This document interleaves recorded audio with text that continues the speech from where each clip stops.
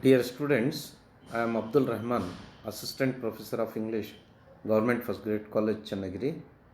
Now, in this session, I am discussing about the Victorian Literature, Part 1, which is prescribed for BA Optional English students, 5th semester, Davangere University.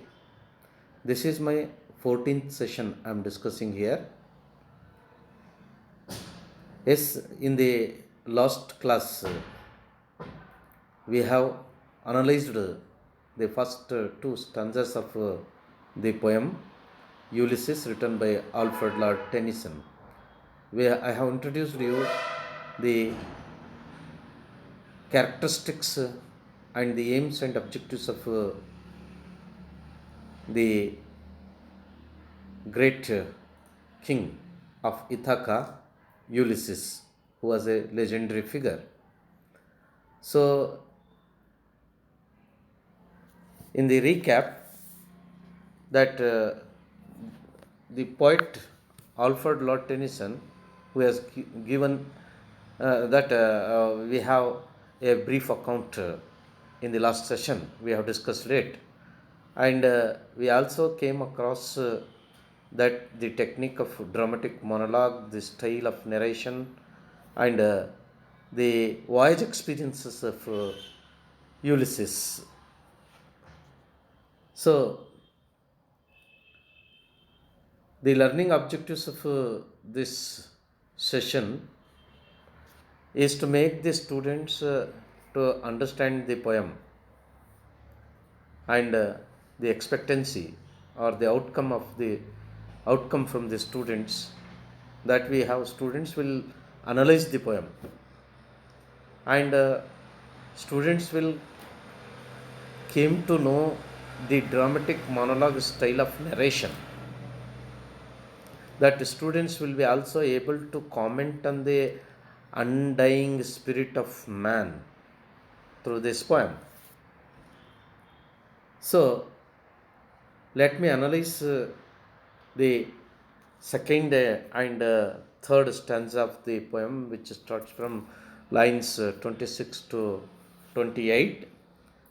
As I tries to analyze that every Ulysses who is addressing his fellow beings, navigators, soldiers, that every hour of life is an hour snatched from the everlasting silence of death. It is something more. It actually brings a new experience. So, even in old age, one cannot waste time in idleness. It will mean the loss of opportunity. The philosophy of Ulysses is the philosophy of eternal striving and ceaseless action. The next lines 31 to 32, where Ulysses thinks of himself as an explorer making his way on the sea towards a star that even as he steadily advances towards it, keeps sinking below the horizon. Ulysses is emphasizing how illimitable are the bonds of knowledge, how never ending is the attempts to reach those bounds which are too illimitable for human thought to conceive of. So, the line number 43, where Ulysses introduces his son Telemachus to his listeners, telling them he has just those qualities needed to homage to their household gods when he is absent. It means that all the ability of ruling skills he has learnt. So, line number 47 to 49, where Ulysses speaks of the mariners who accompanied him in his explorations. They welcomed the failures and the success equally well. They confronted dangers in the spirit of free men. Nothing could thwart them or discourage them. According to Odysseus, Ulysses of Ithaca, 10 years of fighting in Troy and another 10 years of wanderings in strange lands deserve to go homeland. Line number 53 to 55, we can analyze like this. Ulysses goes on to say that before the end comes, some work that is noteworthy and noble could be done by them. It would be work that would be quite in keeping with men like themselves who, once upon a time, engaged the gods themselves. Line number 63 to 64, it speaks of the hero's second voyage seeking adventure. Ulysses is addressing his mariners and telling them where they might go and whom they might meet.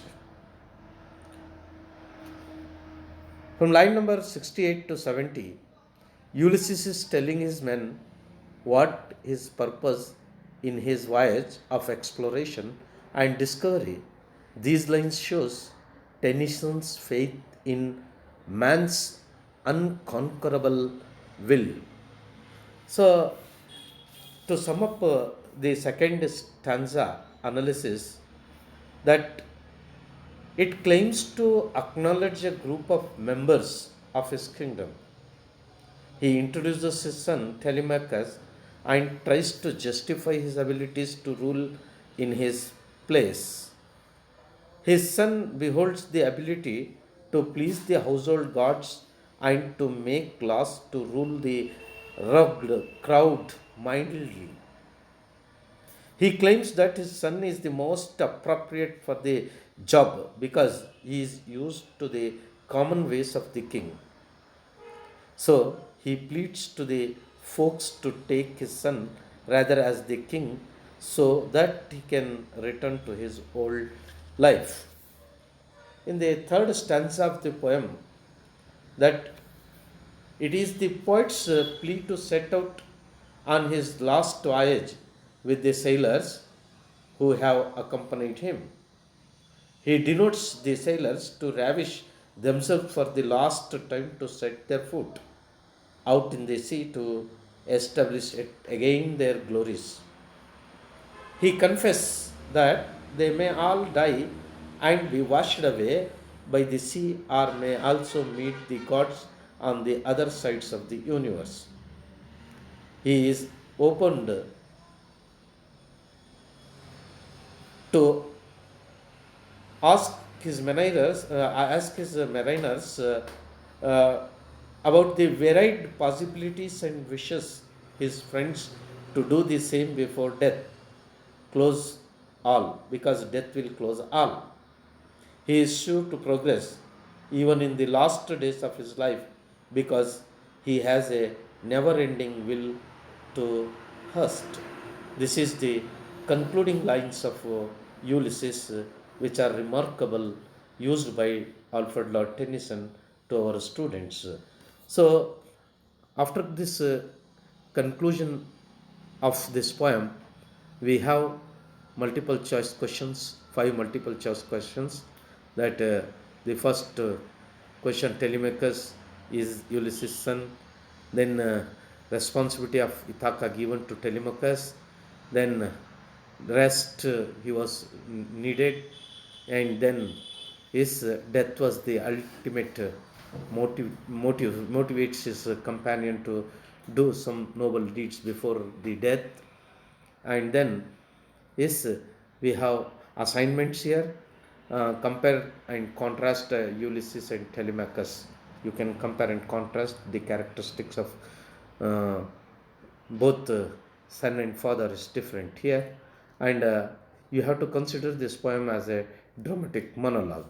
For further reference, you need to go through the old text, Victorian literature and modern Indian literature prescribed for BA students by Orient Black Swan.